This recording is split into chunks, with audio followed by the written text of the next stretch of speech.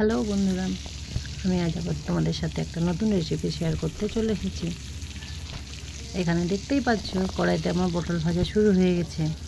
তো কি রেসিপি করছি তোমরা একটু গেস করে বলো দেখি, কে কে বলতে পারো। এখানে পটলটা সর্বপ্রথম আমি ভালো করে ভেজে নিয়েছিলাম এবং তার সাথে মশলাটা রেডি করেছিলাম। এখানে স্লাইস করে একটু আদাটা কেটে রেখেছিলাম, জিরা ভিজিয়ে রেখেছিলাম, আর পোস্ত, চারমগজ এখানে নেওয়া ছিল শুকনো, আর ফোড়নের জন্য গোটা গরম মশলা নিয়েছিলাম খানিকটা, সাথে একটা শুকনো লঙ্কা আর তেজপাত ছিল, আর ছিল একটা টমেটো বেটেছিলাম ছোট্ট মতো, আর শুকনো লঙ্কা দুটো আমি বেটে নিয়েছিলাম। সব মশলাটাই আমি শিলে বেটেছিলাম। আর এখানে আমার পটলগুলো সব ভাজা হয়ে গেছে এবং রেডি করে আমি নামিয়ে রাখছিলাম। তারপরে আস্তে আস্তে দেখতে থাকো কি করছি। তোমরা কেউ বলতে পারবে না কি রান্না করছি। এখানে পটল ভাজা হয়ে গেছে এবং তেলটা রাখা আছে। আর ইয়েস, করছি আমি দই পটল, যেটা তোমাদের সাথে আমি শেয়ার করতেই ভুলে গেছি। দই পটলে দই ছাড়া তো অসম্পূর্ণ। তো দইটা আমি নিয়ে নিলাম এবং প্যাকেটটা কাটছিলাম। একা হাতে ভিডিও করা, রান্না করা দুটো একসাথেই হয়ে ওঠে না, পসিবল, প্রচণ্ড প্রবলেম হয়। অনেক কষ্ট করে ক্যামেরা এখানে সেখানে রেখে ভিডিওগুলো করি। তো দইটা একটু হালকা নুন দিয়ে আমি মিক্সার গ্রাইন্ডারে বাটিতে নিয়ে নিলাম, ফেটিয়ে নেব। একটু নুন দিলে দইটা ভালো ফেটানো হয়। তো এখানে দইটা আমার রেডি করে নিলাম, আর কড়াইতে তেলও আমার দেওয়া আছে। মশলাগুলো রেডি করে নিয়ে আমি রান্নাটা ঝটপট করে বসিয়ে দেব। তোমরা দেখতে থাকো, ভালো লাগলে সবাই একটু পাশে থেকো, লাইক কমেন্ট করে পাশে থাকবে। তোমরা যতটা ভালোবাসা দিয়ে লাইক কমেন্ট করে পাশে থাকবে, আমিও ঠিক ততটাই ভালোবাসা দিয়ে তোমাদেরও পাশে থাকবে। এখানে বাটনাগুলো আমার সব রেডি হয়ে গেছিলো। সমস্ত মশলাটাই আজকে আমি শিলে বেটেছিলাম, মিক্সার গ্রাইন্ডারে আজকে আমি মশলা বাটিনি। মাঝে মাঝে দু একদিন শিলে বাটা মশলা দিয়ে রান্না করতে বা খেতে খুবই ভালো লাগে। এগেইন আমি গ্যাসটা ধরিয়ে নিয়েছিলাম এবং ওই তেলটা যেটা কড়াইতে ছিল সেই তেলে আমি বাকি রান্নাটা করে নেব।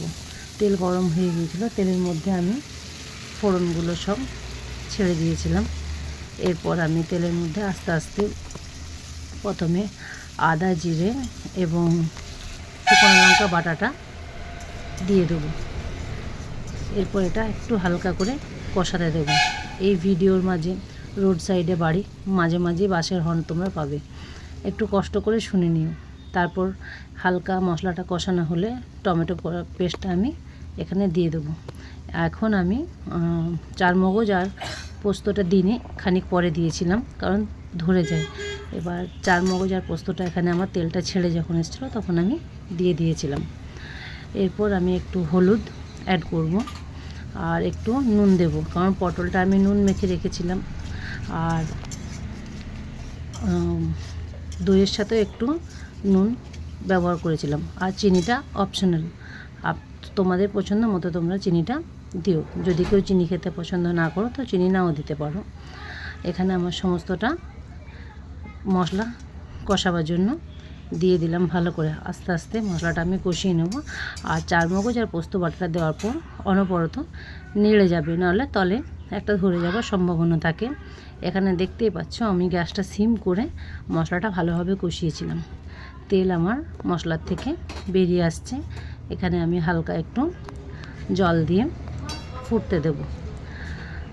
যে যেরকম গ্রেভি খেতে পছন্দ করো সে ঠিক সেরকমই গ্রেভিটা মতো জলটা তোমরা নিজেদের পছন্দ মতো দেবে। এখানে আমার মশলা ফুটতে শুরু হয়ে গেছে। এর মধ্যে আমি পটলগুলো ছেড়ে দেবো। পটল যেহেতু ভাজা আছে, বেশি সেদ্ধ করার প্রয়োজন পড়বে না, সেই কারণে জন্য একটু খানিক ফুটিয়ে নিয়ে তারপর আমি চলে আসছি। এখানে আমার পটলটা প্রায় হয়ে এসছে। এবার আমি যে ফেটানো দইটা রেখেছিলাম সেই দইটা এখানে দিয়ে দেব। গ্যাসটা সিম করে অবশ্যই দেবেন, আর দইটা একটা ফাটা ফাটা ভাব চলে আসে, যেটা খেতে বা দেখতে ভালো লাগে না জিনিসটা। আমার রান্নাটা প্রায় হয়ে এসেছে।